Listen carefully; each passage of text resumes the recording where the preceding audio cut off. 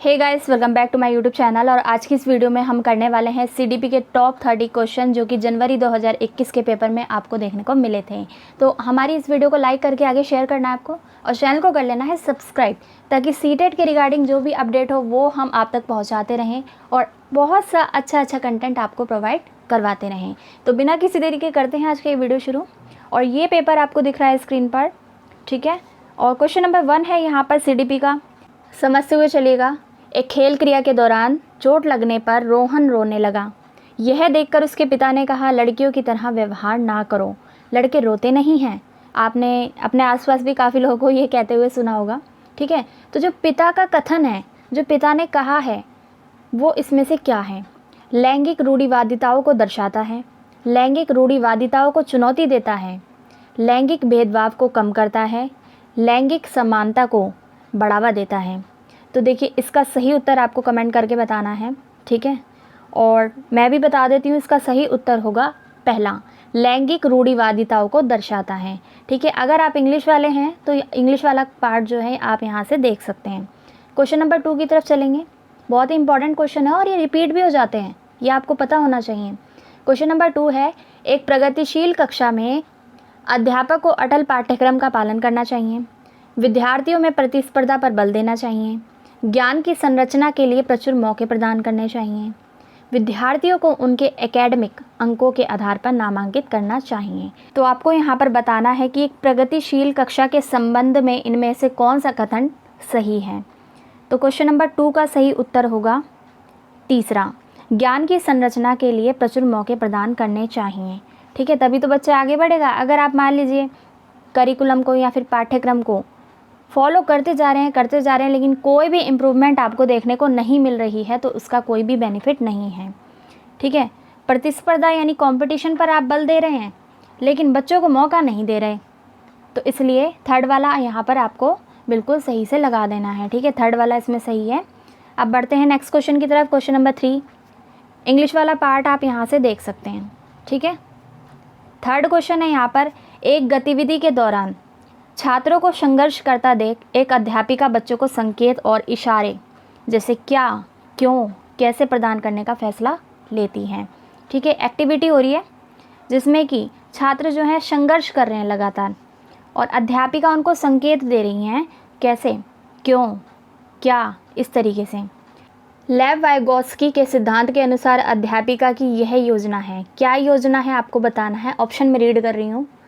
बच्चों को अधिगम के लिए अनुप्रेरित निष्प्रेरित करेगी, ठीक है। तो ऐसा बिल्कुल भी नहीं है, निष्प्रेरित बच्चों को कभी भी कोई टीचर नहीं करता। सेकंड है यहाँ पर, अधिगम के लिए पाठ आधारभूत संरचना का काम करेगी। नेक्स्ट है यहाँ पर, छात्रों में प्रत्याहार निकास प्रवृत्तियों पैदा करेगी, अधिगम की प्रक्रिया में अर्थहीन होगी। तो यहाँ पर जो सबसे अप्रोप्रिएट आंसर है वो है सेकंड, अधिगम के लिए पाठ आधारभूत संरचना का काम करेगी। इंग्लिश में आप इस तरीके से इसको समझ सकते हैं, act as scaffold for learning, ठीक है। टीचर क्या करेगी, स्कैफोल्डिंग, ठीक है। स्कैफोल्डिंग, स्कीमा, इन सब टर्म्स पर अगर आप वीडियो देखना चाहते हैं तो लिंक डिस्क्रिप्शन में मैंने दे दिया है, ज़रूर से देख लीजिएगा, ठीक है। अब हम बढ़ते हैं नेक्स्ट क्वेश्चन की तरफ। क्वेश्चन नंबर 4, बच्चे के सामाजिकरण के संदर्भ में निम्न में से कौन सा कथन सही है, ठीक है। सोशलाइजेशन के संदर्भ में कौन सा कथन सही है। पहला है, विद्यालय सामाजिकरण का एक द्वितीयक कारक है और परिवार सामाजिकरण का एक प्राथमिक कारक है, ठीक है। बिल्कुल सही है, ठीक है। बच्चे का सामाजिकरण सबसे पहले कहाँ होता है, परिवार में होता है, और उसके बाद होता है विद्यालय में। सेकंड भी पढ़ लेते हैं, विद्यालय सामाजिकरण का एक प्राथमिक कारक है और समकक्षी सामाजिकरण के द्वितीय कारक, बिल्कुल नहीं। थर्ड है यहाँ पर, समकक्षी सामाजिकरण के प्राथमिक कारक हैं और परिवार सामाजिकरण का एक द्वितीय कारक है, ये भी सही नहीं है। परिवार एवं जनसंचार दोनों सामाजिकरण के द्वितीय कारक हैं। तो इसका सबसे एप्रोप्रिएट आंसर था पहला वाला, विद्यालय सामाजिकरण का एक द्वितीय कारक है और परिवार प्राथमिक, ठीक है। इंग्लिश वाला पार्ट आप यहाँ से देख सकते हैं, मैंने दिखा दिया है आपको स्क्रीन पे। नेक्स्ट क्वेश्चन की तरफ चलेंगे। क्वेश्चन नंबर 5, बहुबुद्धि का सिद्धांत जोर देता है। बहुबुद्धि यानी मल्टी इंटेलिजेंस, इस पर भी मैंने अलग से वीडियो प्रोवाइड करवा रखा है ट्रिक्स के साथ, तो उसको भी आप ज़रूर से देख लेना। ऑप्शन है, किस पर जोर देता है बहुबुद्धि सिद्धांत, बुद्धि लब्धि केवल वस्तुनिष्ठ परीक्षणों द्वारा ही मापी जा सकती है, नेक्स्ट है एक आयाम में बुद्धिमत्ता अन्य सभी आयामों में बुद्धिमत्ता निर्धारित करती है। बुद्धिमत्ता की विभिन्न दशाएं हैं। बुद्धिमत्ता में कोई व्यक्तिगत विभिन्नताएं नहीं होती। तो इसका आंसर फटाफट से मुझे कमेंट करेंगे आप जी। देखिए वीडियो को रोक कर आप कमेंट कर सकते हैं, तो ऐसा कुछ भी नहीं है, आपको टाइम नहीं हो रहा है लिखने का। तो देखिए इसका सही उत्तर होगा तीसरा, बुद्धिमत्ता की विभिन्न दशाएं हैं। भाई बहुबुद्धि यानी अलग अलग प्रकार की बुद्धि, तो सबसे सही उत्तर होगा इसका तीसरा। Next question, question number 6, Lawrence Kohlberg के सिद्धांत के अनुसार किसी कार्य को इसलिए करना चाहिए, इसलिए करना क्योंकि दूसरे इसे स्वीकृति देते हैं, नैतिक विकास के चरण को दर्शाता है। इंग्लिश वाला आप देख लीजिए, pre conventional, conventional, post conventional, formal conventional. ठीक है, आप किसी की स्वीकृति के लिए कोई कार्य कर रहे हैं, यानी कोई अगर आपको अलाउ करेगा, परमिशन देगा, तब आप उस कार्य को कर रहे हैं। तो वो लॉरेंस कॉलबर्ग के किस सिद्धांत से रिलेटेड है, कौन सी स्टेज से रिलेटेड है? तो इसका सही उत्तर होगा दूसरा, प्रथागत, इंग्लिश में कहें तो कन्वेंशनल। ठीक है, और नेक्स्ट क्वेश्चन है यहाँ पर क्वेश्चन नंबर 7, लेव वाइगोस्की का सामाजिक सांस्कृतिक परिप्रेक्ष्य अधिगम प्रक्रिया में डैश के महत्व पर जोर देता है।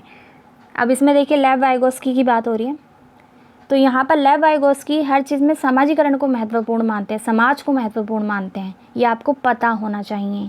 तो यहाँ पर ऑप्शन दे रखे हैं सांस्कृतिक उपकरणों को, गुणारोपण को, अभिप्रेरणा को, या फिर संतुलीकरण को।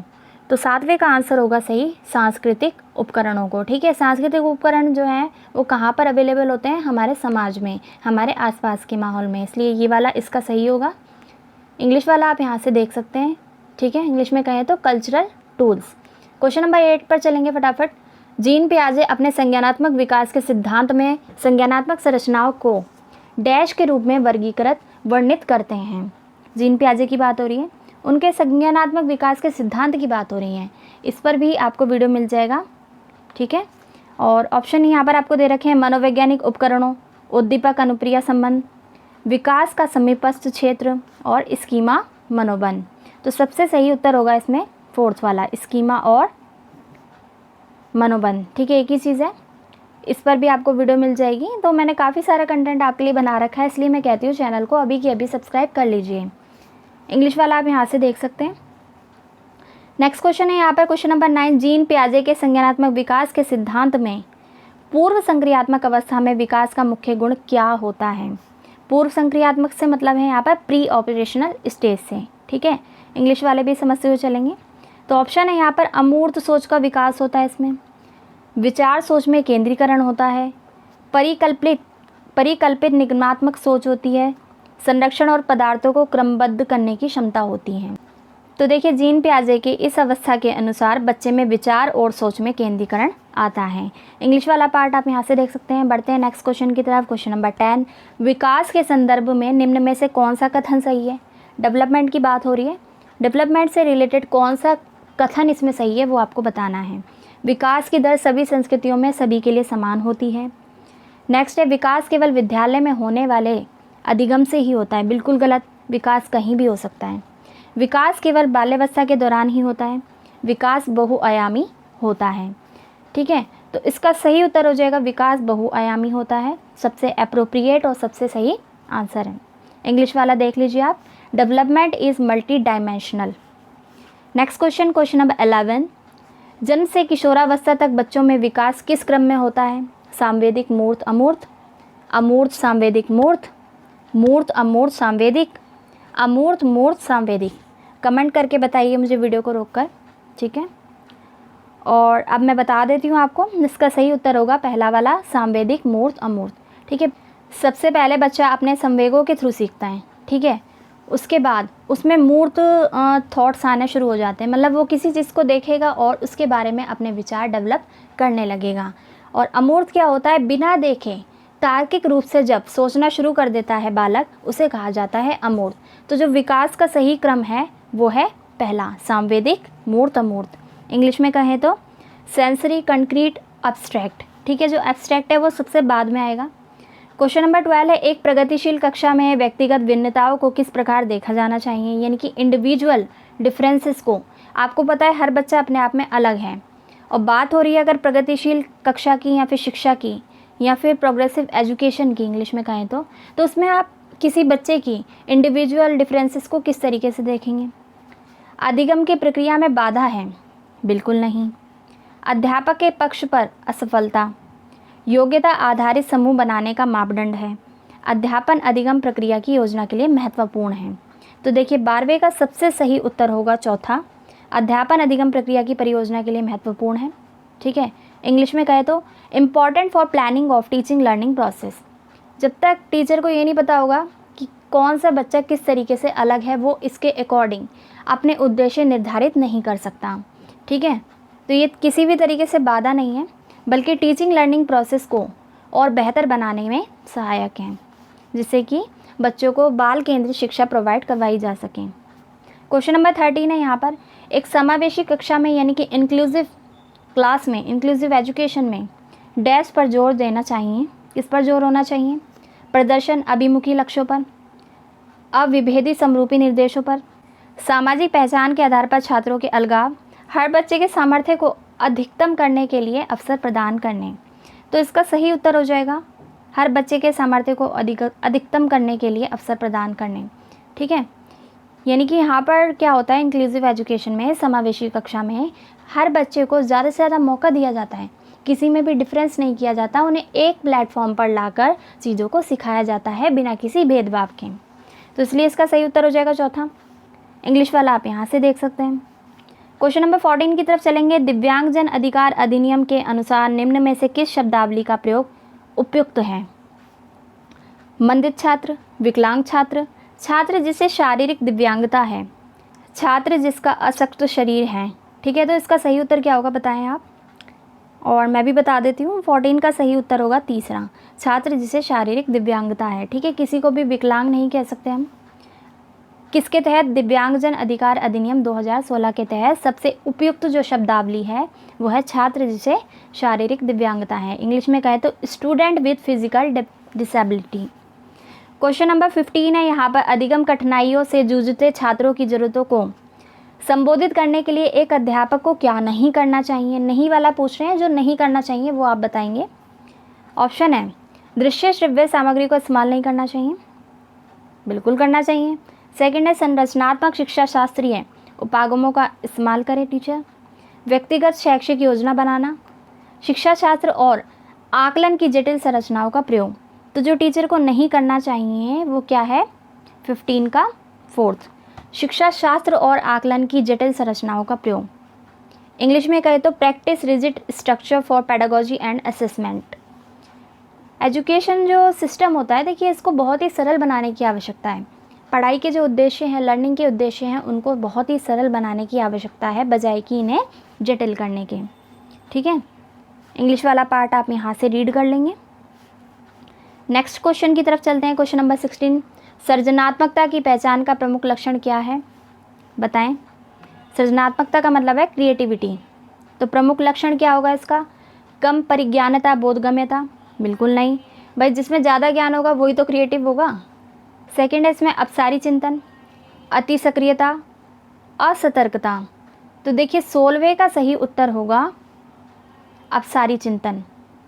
ठीक है, पहले वाला भी सही है, पहले वाला गलत है, सॉरी। कम परिज्ञानता यानी कि बोधगम्यता, लो कम्प्रीहेंशन तो नहीं हो सकता इसमें। ठीक है, तो जो सबसे अप्रोप्रिएट आंसर होगा इसका वो होगा दूसरा, अपसारी चिंतन यानी कि डाइवर्जेंट थिंकिंग। जो स्टूडेंट काफ़ी क्रिएटिव है वो डाइवर्जेंट थिंकिंग रखता है, वो दूर दूर तक अलग अलग चीज़ों को अलग अलग तरीके से सोचने की क्षमता रखता है, इसलिए आप इसका दूसरा लगाएंगे। 17 क्वेश्चन है यहाँ पर, विविध पृष्ठभूमियों के अधिगमकर्ताओं को, यानी बच्चे आते हैं, आपको पता है अलग अलग बैकग्राउंड से आ रहे हैं। ठीक है, कोई भी सेम बैकग्राउंड से नहीं आता है, तो अलग अलग पृष्ठभूमियों के अधिगमकर्ताओं को संबोधित करने हेतु एक अध्यापक को क्या करना चाहिए?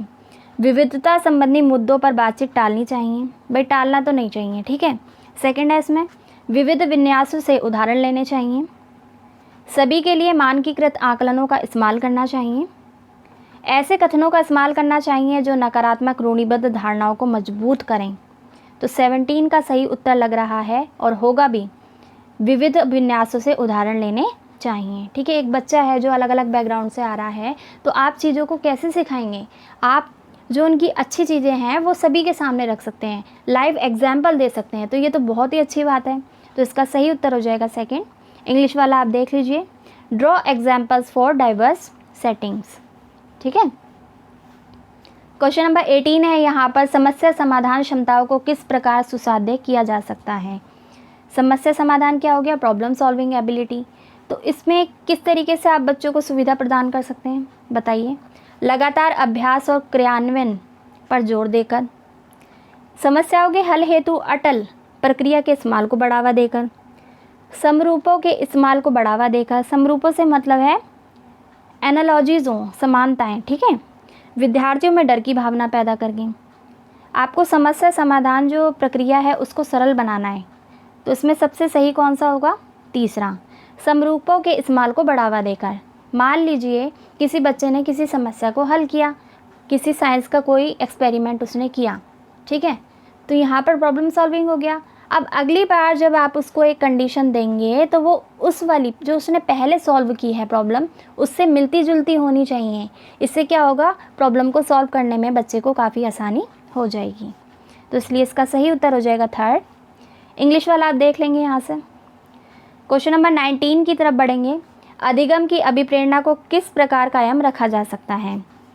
अधिगम की अभिप्रेरणा क्या है, मोटिवेशन फॉर लर्निंग।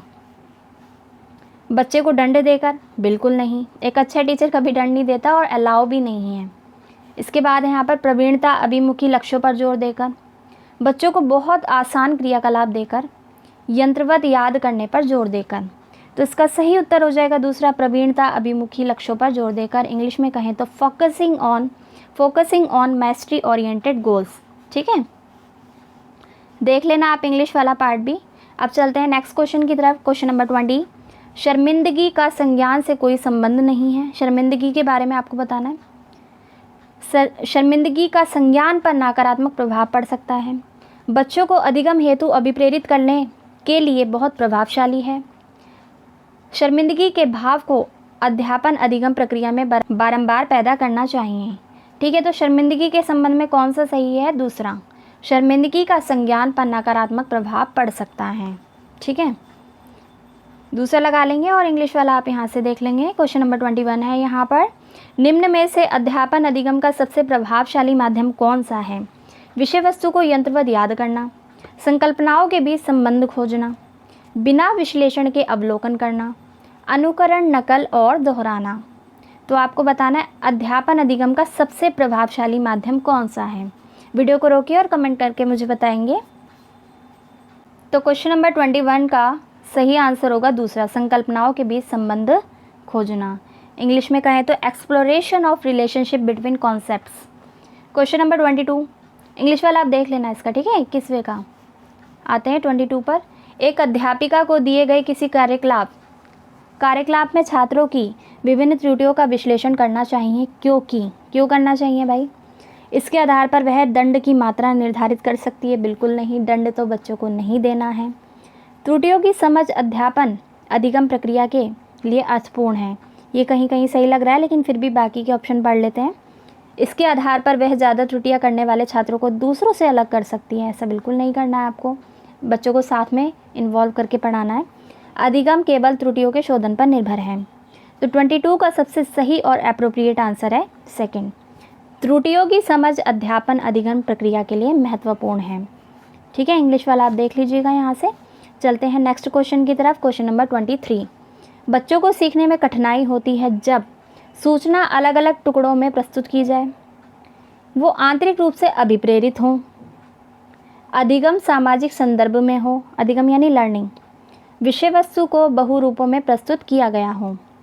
तो देखिए 23 का सबसे करेक्ट ऑप्शन हो जाएगा पहला, सूचना अलग अलग टुकड़ों में प्रस्तुत की जाए। ठीक है, तो बच्चे कंफ्यूज होंगे और वहाँ पर वो सीखने में उन्हें कठिनाई होगी, जनरल सी बात है। इंग्लिश वाला पार्ट आप यहाँ से देख लेंगे। क्वेश्चन नंबर 24 है, अधिगम की सर्वोत्तम अवस्था कौन सी है। उच्च उत्तेजना, उच्च भय, निम्न उत्तेजना, उच्च भय, संतुलित उत्तेजना, कोई भय नहीं, कोई उत्तेजना नहीं, कोई भय नहीं। तो 24 का करेक्ट ऑप्शन हो जाएगा थर्ड, संतुलित उत्तेजना, कोई भय नहीं। ठीक है भाई, डर के साथ अधिगम नहीं हो सकता। ठीक है, तो आप ये मान के चलिए, इसलिए थर्ड वाला इसमें बिल्कुल सही है। इंग्लिश वाला आप यहाँ से देख लेंगे। चलते हैं नेक्स्ट क्वेश्चन की तरफ, जो कि है 25। अधिगम का संरचनात्मक विचार यह सुझाव देता है कि ज्ञान की संरचना में ऑप्शन है बच्चों को कोई भूमिका नहीं होती, बच्चों की कोई भूमिका नहीं होती, बच्चे पूर्ण रूप से वयस्कों पर निर्भर रहते हैं, बच्चे सक्रिय भूमिका निभाते हैं, बच्चे पूर्ण रूप से पाठ्य पुस्तकों पर निर्भर रहते हैं। तो देखिए, ज्ञान की अगर संरचनात्मक विचार की बात हो रही है तो आपको पता होना चाहिए यहाँ पर बच्चे सक्रिय भूमिका निभाते हैं, यानी कि यहाँ पर एक्टिव रोल प्ले करते हैं वो। ठीक है, इंग्लिश वाला देख लीजिएगा। बढ़ते हैं नेक्स्ट क्वेश्चन की तरफ। Question number 26। अधिगम के लिए निम्न में से कौन सी धारणा उपयुक्त है लर्निंग के लिए? योग्यता सुधार्य है, लर्निंग। योग्यता अटल है, प्रयासों से कोई फ़र्क नहीं पड़ता, गलत है ये तो। असफलता अनियंत्रित है। तो 26 का सबसे सही उत्तर हो जाएगा पहला, योग्यता सुधार रहे हैं, यानी कि एबिलिटी इज़ इम्प्रोवेबल।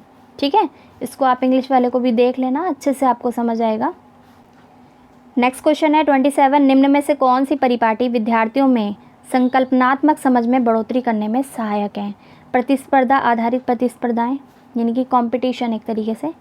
पाठ्य पुस्तक केंद्रित शिक्षा शास्त्र, बिल्कुल नहीं भाई। किताबों में अगर बच्चे इन्वॉल्व रहेंगे तो वो बाकी चीज़ों को नहीं सीख पाएंगे। आपको बच्चों को किताबें भी पढ़ानी है और उनको एक्टिव और बाकी फ़िज़िकल एक्टिविटीज़ भी करवानी होती हैं। बारंबार परीक्षा है तो उसका भी कोई मतलब नहीं है। अन्वेषण और संवाद, तो देखिए इसका सबसे जो अप्रोप्रिएट आंसर हो जाएगा फोर्थ वाला हो जाएगा। अन्वेषण और संवाद, इंग्लिश में कहें तो इंक्वायरी एंड डायलॉग्स। ठीक है, इंग्लिश वाला आप देख लीजिएगा। बढ़ते हैं नेक्स्ट क्वेश्चन की तरफ। Question number 28। एक कार्य के दौरान सायना स्वयं से बात कर रही है कि वह कार्य पर किस प्रकार प्रगति कर सकती है। खुद से बात कर रही है सायना। ठीक है, लेव वाइगोस्की के भाषा और चिंतन सोच के बारे में दिए गए विचारों के अनुसार इस तरह का व्यक्तिगत वाक्य क्या दर्शाता है?